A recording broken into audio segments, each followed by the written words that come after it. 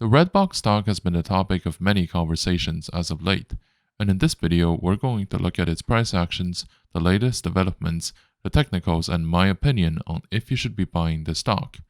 As the market is still very volatile at the moment, we should be mindful about which positions to pick, as well as their individual timing and exposure.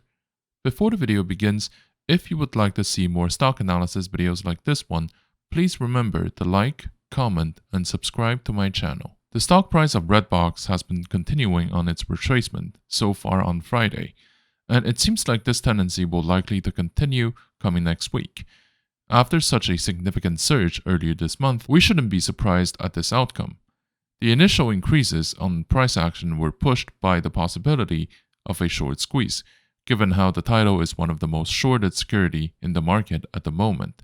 There's no shortage of short squeeze stocks over the past year or so, but having this level of interest is something else. The question remains whether the stock will have enough steam left to give enough gravy for everyone, now that the price has already risen so much. I believe that as long as the short positions are not covered, there will be sufficient reasons to buy Redbox shares from participants in the market, and they will be able to force the short positions to be redeemed.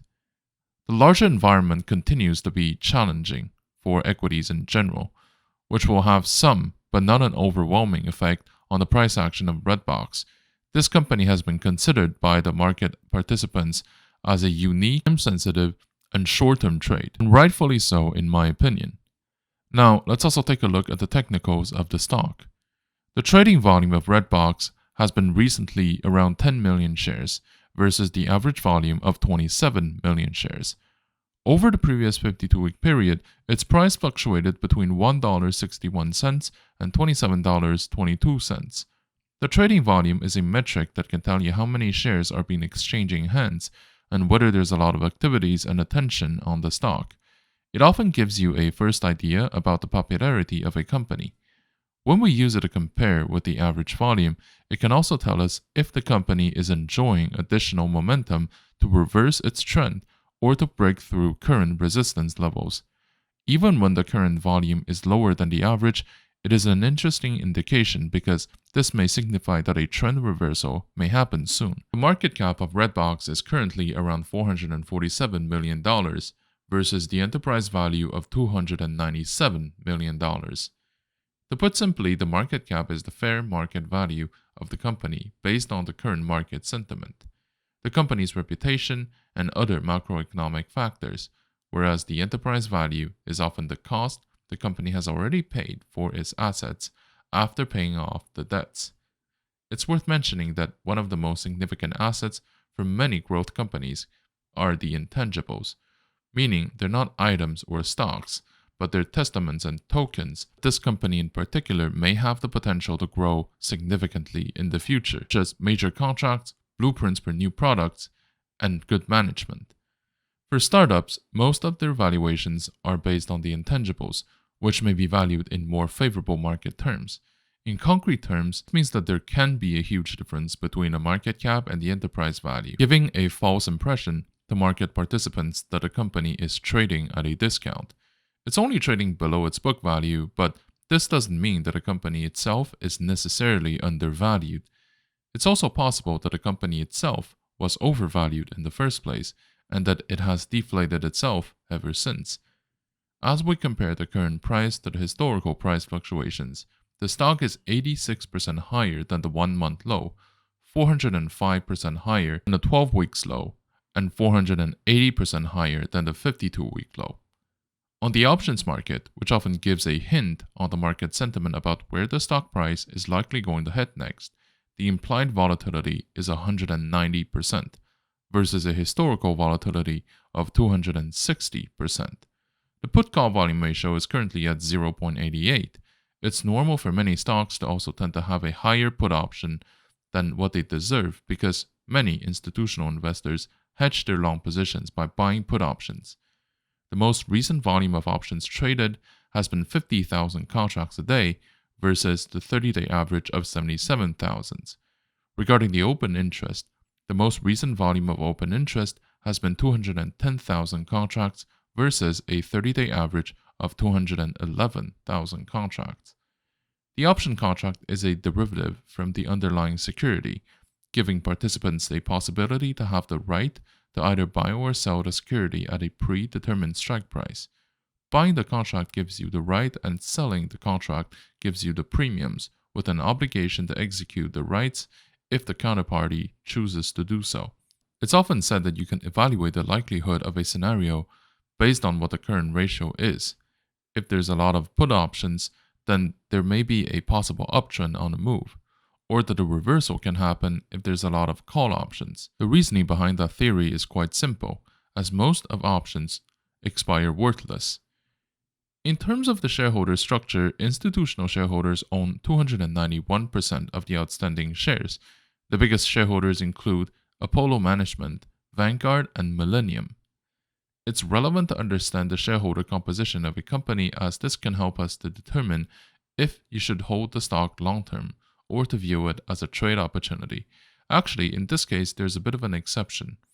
Redbox has high, at least high on paper, institutional ownership, but a lot of those ownership is actually just borrowed shares to short the stock. So I would say that it's more like a short-term trade opportunity rather than a long-term holding position.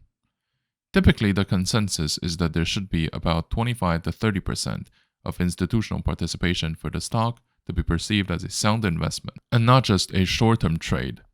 There's obviously a lot of exceptions to this, since many great titles are also mostly held by retail investors and not the institutional ones, but that tends to be the exception and not the rule. Let's also take a look at the short interest present in the stock, which is the amount of positions aiming to profit if the share price falls lower. Sometimes, when there is significant short interest in the total volume, this can be a sign that there is an organized shorting operation going on, such as what happened with GameStop and AMC. The short interest is currently around 104% of the total float, and 54% of it coming out of the dark pools. Typically, if there's more than 15% of the short interest versus the total volume, and a significant chunk of it coming out from the dark pools or non-public exchanges, this may suggest that there are institutional positions taken to short the stock, which is absolutely the case with Redbox at the time. My recommendation is to buy Redbox and to keep it for the next 4 to 8 weeks, and to keep some allocation for later, as well as the title may keep retracing in the immediate term. I would recommend to commit between 1 to 3% of your portfolio in Redbox, and would further recommend to split the allocation in batches of 20% at a time, so that you can purchase more in case it further retraces. Now, given the current market environment, I believe that the equity market is in a vast phase of correction, especially when it comes to tech and growth type equities. The financial market has been living and breathing thanks to the continuous creation of new capital, with different waves of quantitative easings, which will have consequences on the price of assets as well as their yields. With the interest rates kept relatively low over the years and the increase of amount of capital in circulation, this will keep putting significant pressure on the profit that we can expect in the investment products across the board. And this, by the way, is a reality that may shift in the years to come if the interest rate of core infrastructures within our globally financialized system increases. It's useful to remember that the market doesn't represent the real economy, and of course, the real economy doesn't always reflect in the stock performance, since the name of the game here is ultimately called supply and demand, which depends on a whole bunch of factors that go way beyond our own control.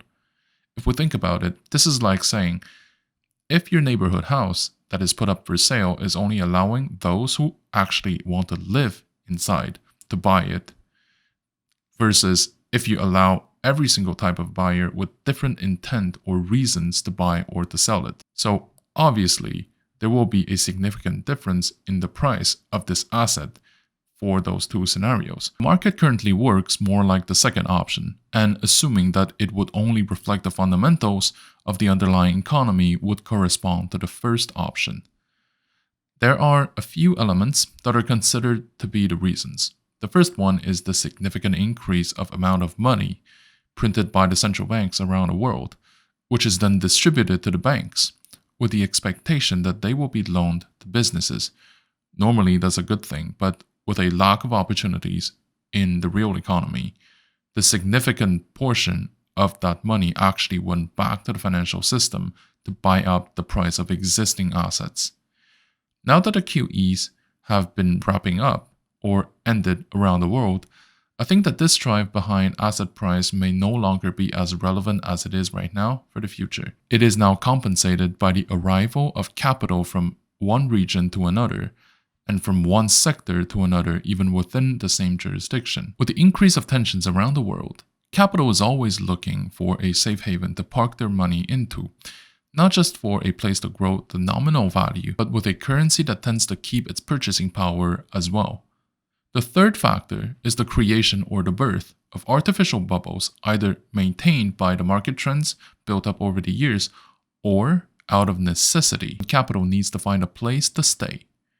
Some good examples of this would include the EV sector in the 2020 and the oil and gas securities when there are tensions around the world.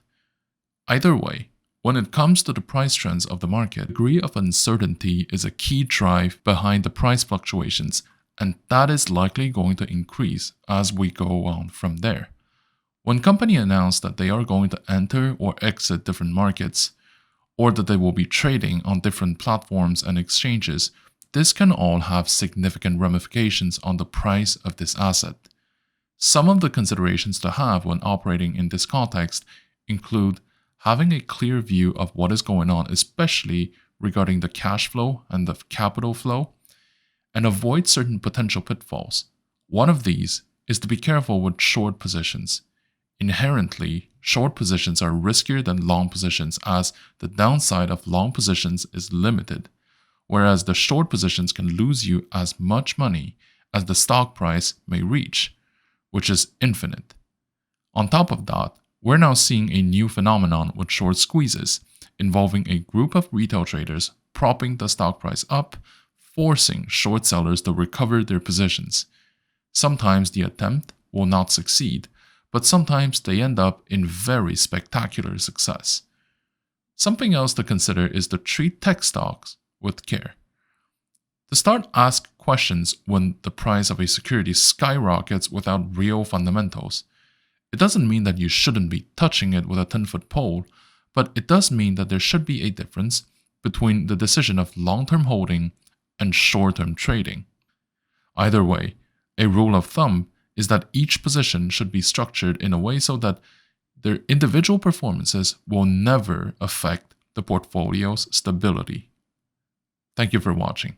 If you like my content, please like, comment, and subscribe to my channel.